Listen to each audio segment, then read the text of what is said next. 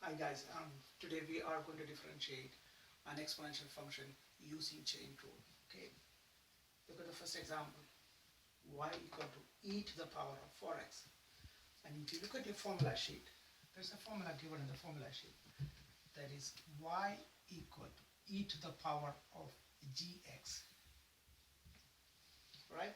So when you're differentiating an exponential function means with the base e. So when you differentiate it, we get y dash. When you're differentiating an exponential function, we get the same function, e to the power of, we get the same function. Then we are going to use a chain rule. Look at the power. We are going to differentiate that power gx. When you're differentiating the power gx, we get g dash x. And when you look, if you look at your formula sheet, you get g dash x times e to the power of gx. That is the formula for differentiating an exponential function. Please don't drop that number in front of here, or letter or a number in front of e function. When you're differentiating an exponential function, we get the same function. Then use a chain rule. Differentiate the power. When you're differentiating the power gx, we get g dash x. So that is the formula for differentiating an exponential function. Please look at the formula sheet. Okay. Look at example number 1. Y equal to e to the power of 4x.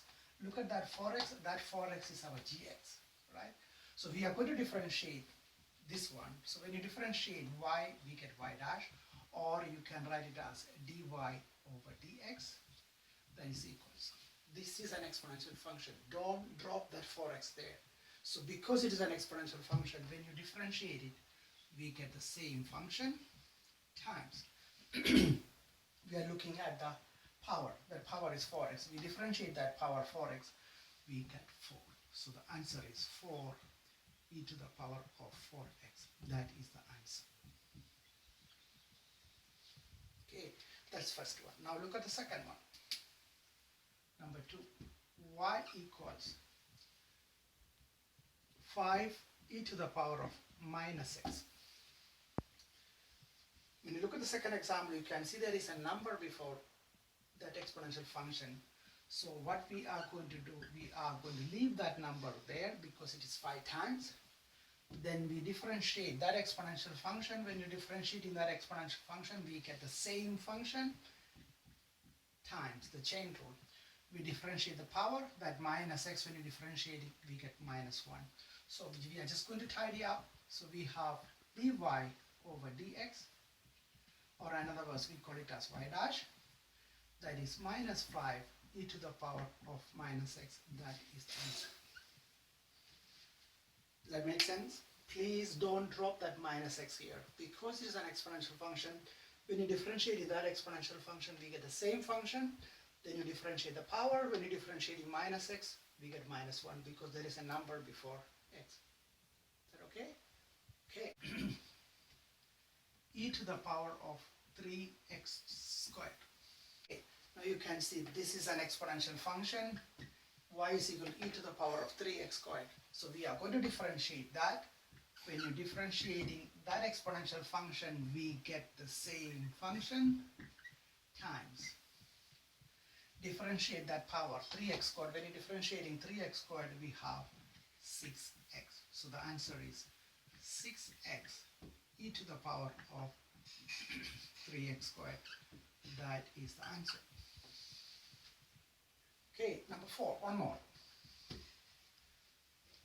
Y equals 4 over e to the power of 2x. When you look at this question, you can see there's an exponential function at the bottom, but we cannot differentiate when that function is at the bottom. You have to take it to the numerator, or in other words, we are going to rearrange that equation. You take that one to the numerator, that became e to the power of minus 2x, because you know the formula from yesterday. This is a formula, a to the power minus m is equal to 1 over a to the power m. We use that formula and convert it to that we have taken that e to the power 2x from the denominator to the numerator.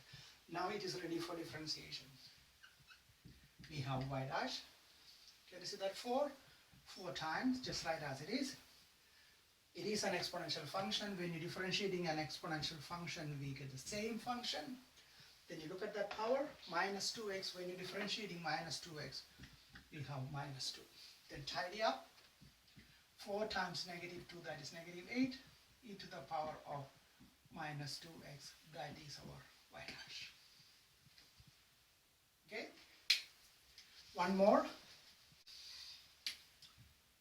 Y equals e to the power of square root of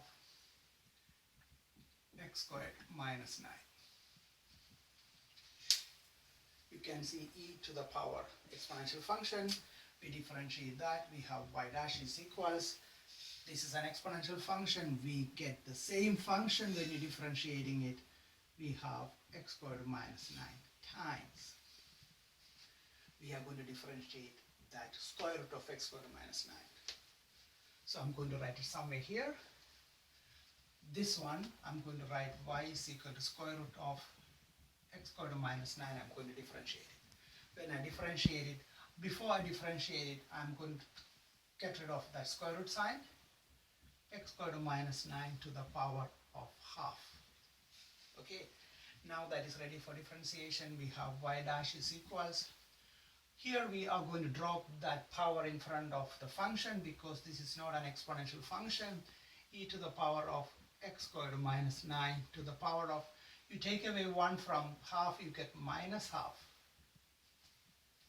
Okay, now use the chain rule again, times 2x.